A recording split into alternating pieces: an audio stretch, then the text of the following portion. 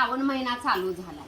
श्रावण महिन्यात आपण गोडधोड करतोय, देवीसने निवेद्य दाखवतोय, त्यात एक पुरणपोळी पण येते. तर आज तुम्हाला मी पुरणपोळी पण करून दाखवणार आहे. त्याच्यावर का नाही पुरणाचं वडं पण करून दाखवणार आहे. ते तुम्ही कधी खाल्ला पण नसेल आणि बघितला पण नसेल. आता चुलीवर हरभऱ्याची डाळ मी अर्धा किलो शिजत टाकल्या. ती डाळ शिजेपर्यंत आपण आता कणिक मळून घेऊ. ही मी गव्हाचं पीठ घेतलंय. ह्या गव्हाच्या पिठाला प्रमाण नसतंय. जेवढं आपण पोळ्या करायचं का नाही तेवढं पीठ घेतलं तर चालतंय. ह्याच्यात चवीनुसार मीठ टाकायचं. 2-3 चमचे ह्याच्यात कच्चं तेल घालायचं. म्हणजे कणिक पण चांगली मऊ होते आणि पोळ्या पण मऊ येते. कडक तेल घालायचं नाही, नाहीतर कडक पोळ्या होत्या. ह्याच्यात 1 चमचा हळद टाकायची. थोडं थंड पाणी घेऊन कणिक चांगली मळून घ्यायची. एकदम पाणी वतायचं नाही, नाहीतर पातळ होते. आपण रोज कणिक मळतो का नाही त्याच्या अशी का नाही व्यवस्थित कणिक मळावी लागते. जेवढी कणिक हातानं मर्दल तेवढी पोळ्या मऊ येतात आणि कणिक मऊ होत्या. असा आपल्या ह्या 4 बोटात असा अंगठा घालायचा आणि असे कणिक मरदायचे आणि कणिक मऊसूत होत्या. हातानं जर तुम्हाला जमत नसलं तर आपला वरोटा पाटा असतो त्यानं जरी असं चिचली कणिक तरी पण चालते. तर ह्याला तेल लावून घेऊया. तेल लावलं का नाही परातीत ठेवा किंवा पातेल्यात किंवा स्टीलच्या असं पाटीत ठेवला तरी पण का नाही चिकटत नाही खाली. म्हणून ह्याला तेल लावायचं. आणि तेल लावलं की ह्याला कणकीला शाई येत नाही वर, नाहीतर एकदम खपरासारखी शाई येते. आता एक तुम्ही 10-15 मिनिटं ह्याला भिजत ठेवायची म्हणजे कणिक चांगली भिजते आणि पोळ्या चांगल्या येतात.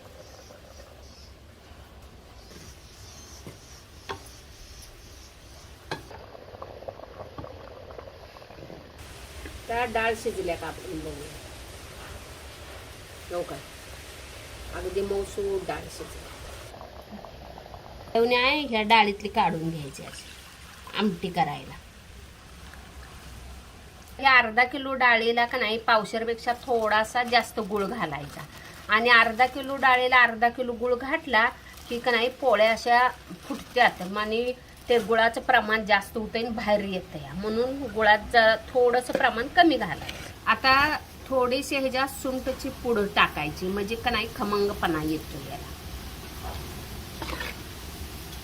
असं डाळीत आता गुळ आपण टाकला की ह्या गुळाचं असं पाणी उठतं या. जोपर्यंत हे आता सगळं पाणी आटत नाही घट्ट पुराण येत नाही तोपर्यंत हलवत राहायचं. आता हे बघा गुळाचं पाणी पाक आटलं असं घट्ट होऊन द्यायचं.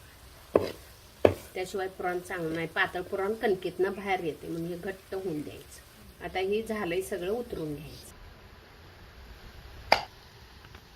पुरण का नाही गरम गरम असताना वाटायचं म्हणजे लवकर बारीक होतं.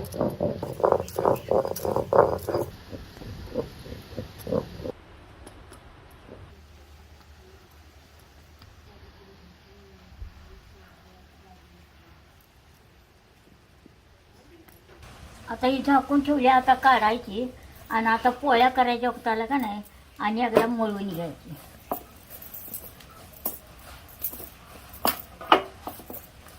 ही चांगली भिजल्या मसूत आता पोळ्या होत्या ह्याच्या. आता ही पोळ्यासाठी का नाही बारीक आपण आता उंड करून घ्यायचं.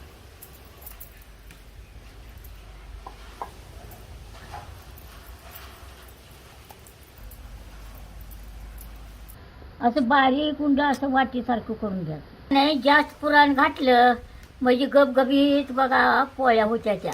एवढाही एवढं घालायचं. एवढाही काटकाट का नाही पुरण भरायचं. एवढाही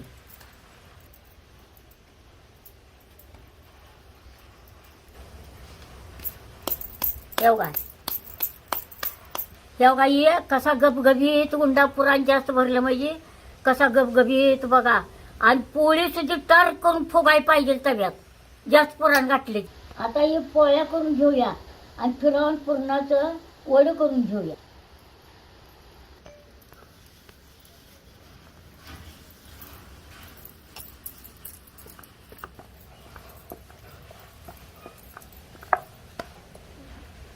अशी आबदारी नाजूक का नाही पोळी लाटायची, नाहीतर असं आपण चपाती लाटतोय असं दाबून लाटलं का नाही तर त्याच्यातनं बाहेर पुराण येतंय. म्हणून का नाही ह्याला पोळ्यासनी नाजूकच लाटायचं. पोळी तव्यात टाकायच्या आधी का नाही तव्याला थोडंसं तेल लावून घ्यायचं. तुम्ही मग ह्याला तूप लावला तरी पण चालतंय, तेल लावला तरी पण चालतंय. पोळीवर ही बारीक बारीक बारीक आपल्याला फुग दिसतात का नाही, ते असं फुगा आलं की पोळी उलटायची. ह्याच्यावर तेल लावून घ्यायचं.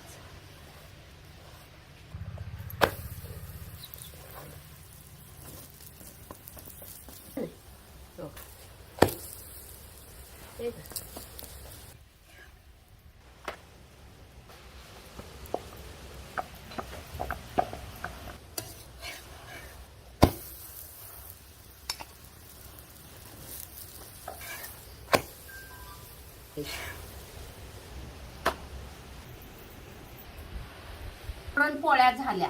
आता पुरण वडं करून घेऊया. आपण पोळ्याला कणिक पुरण करतो का नाही, त्यातलीच थोडी कणिक आणि त्यातलंच थोडं पुरण ठेवायचं पुरण वडं करायला. असं एवढी कणिक घ्यायची आणि थोडंसं ह्याला वाटीसारखं गोल करायचं.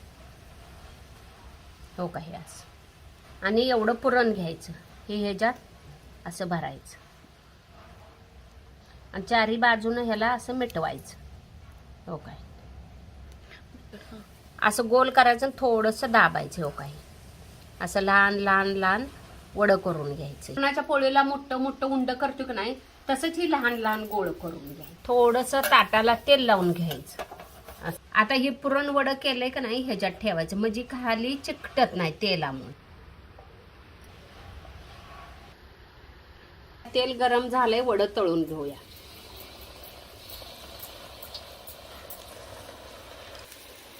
असं तेल कडक केलं का नाही म्हणजे वडं चांगलं भाजते.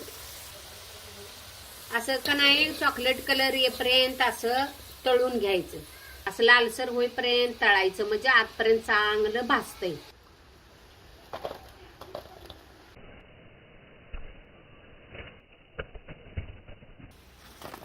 ह्या पोळ्या कशा भरपूर झाल्यात बघा आणि किती नाजूक आहेत ह्या पोळ्या.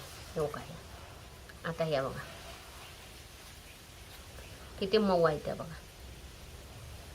अशी कणिक पुराण व्यवस्थित झालं की ह्या अशा नाजूक पोळ्या होत्या. हे वडं बघा आतपर्यंत कसं चांगलं भाजल्यात बघा. हे का हिरवं राहिलं नाहीत काय नाही. आणि हे आता पोरास आपण पुरणपोळी म्हटलं की एक एक पोरासने आवडत नाही काय नाही, आणि असं वडं दिलं तूप दिलं की पौष्टिक पण होते आणि पोरं आवडीनं पण खाते.